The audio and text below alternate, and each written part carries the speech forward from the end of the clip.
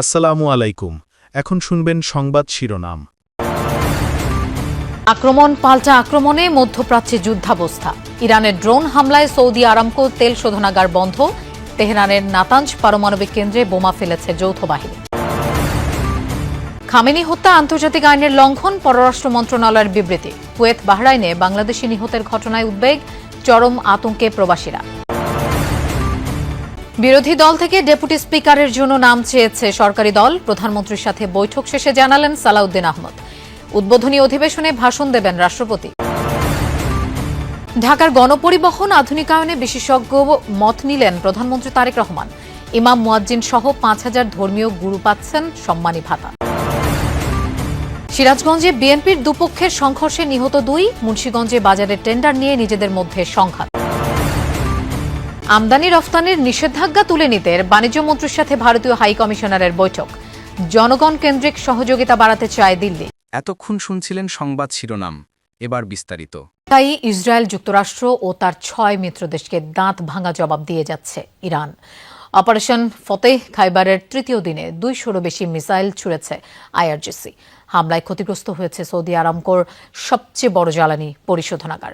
Kuwait ৩টি মার্কিন F-15 fighter jet বিধ্বস্ত হলেও যুক্তরাষ্ট্রের দাবি ভুলক্রমে নিজেদের ছোড়া ক্ষেপণাস্ত্রেই ভূপাতিত হয়েছে সেগুলো। পাশাপাশি মধ্যপ্রাচ্যের বিভিন্ন দেশে থাকা মার্কিন ঘাঁটি লক্ষ্য করেও অব্যাহত রয়েছে হামলা। চলছে আরামকোর সবচেয়ে বড় জ্বালানি পরিশোধনাগার রাস তানুরা। সোমবার বিশ্বের অন্যতম প্রধান এই শোধনাগারে হামলা চালায় ইরান। আছড়ে পড়ে একের পর এক ড্রোন। বিস্ফোরণের পর আগুন দ্রুত ছড়িয়ে পড়ে রিফাইনারির বিভিন্ন স্থানে। দৈনিক ৬৫ লাখ ব্যারেল তেল উৎপাদিত হয় এই শোধনাগারে। বিশ্বের মোট জ্বালানির ৭% সরবরাহ করা হয় রাস তানুরা থেকে।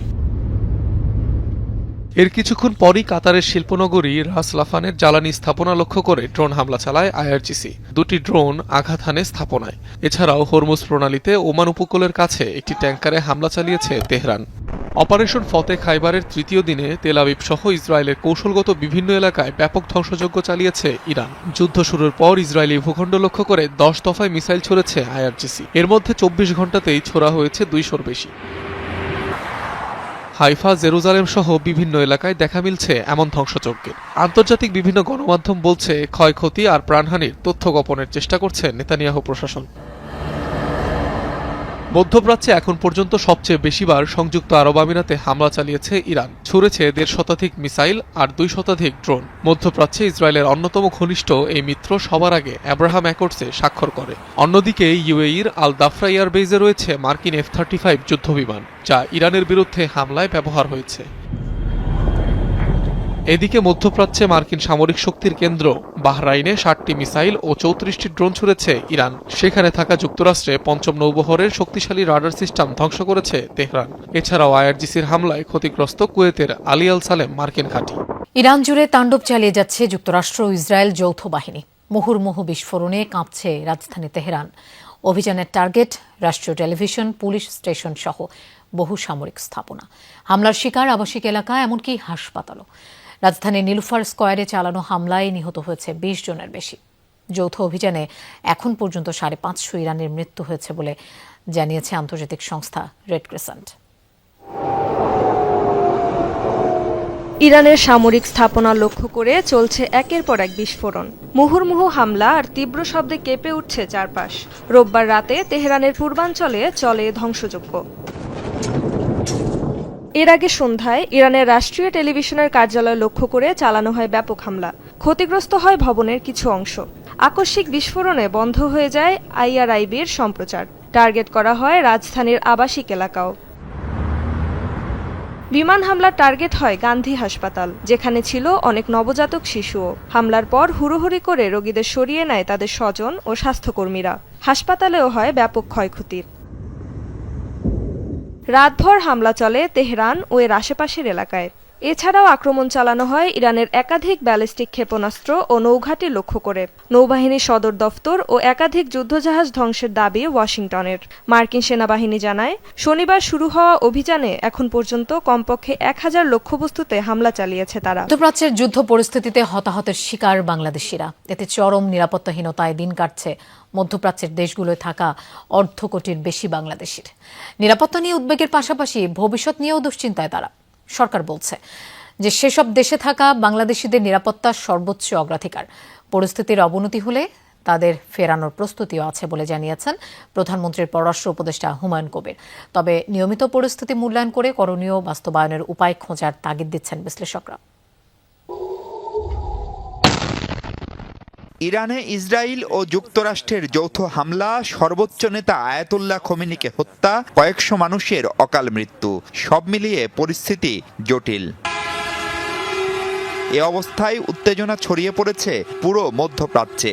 দুবাইয়ের বিমানবন্দরে হামলার পর সোমবার সৌদি আরবের সবচেয়ে বড় তেল শোধনাগারে হামলার ঘটনায় আতঙ্ক বেড়েছে দেশগুলোতে। কেবল সৌদিতে অবস্থান প্রায় 30 লাখ বাংলাদেশির। এর বাইরে আরব আমিরাতে লাখ 10 সহ সব মিলিয়ে মধ্যপ্রাচ্যে অন্তত 50 থেকে 60 লাখ বাংলাদেশি কর্মরত। সোমবার দুপুর পর্যন্ত প্রাণ গেছে 2 বাংলাদেশির, আহত হয়েছেন কয়েকজন। তবে সবার অবস্থান জানা সম্ভব নয়। এ পরিস্থিতিতে চরম উৎকণ্ঠায় প্রবাসীরা। সকাল 7টা সাড়ে 7টা বাজে একটা বোমা বিস্ফোরিত হয়েছে আমাদের ইন্ডাস্ট্রিয়াল এরিয়াতে। তো এখানে যত ওয়ার্কার আছে, যত মানুষ আছে গ্যারেজের, সবাই আতঙ্কের মধ্যে আছি আমরা। তো ওখানে দেখতে পাচ্ছেন ওই এরিয়াতে বিস্ফোরিত। তবে আমাদের এখান থেকে প্রায় একটু দূরে। তো এখন আমরা সবকিছু বন্ধ রাখছি। বিরাট শব্দ করতেছে, আমরা আতঙ্কের জন্য রুম থেকে দৌড়ে বাইরে আসছি। পরিস্থিতি খুব ভয়াবহ দেখতেছি। একটা যুদ্ধ অবস্থা এবং অলরেডি বিভিন্ন জায়গায় অ্যাটাক হয়েছে।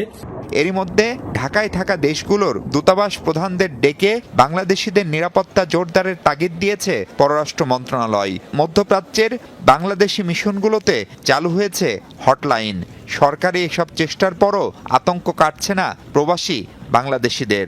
দফায় দফায় বোম আসতেছে, বোমের বিকট সাউন্ডে আমাদের মনের ভিতরে খুবই আতঙ্কে আছি আমরা।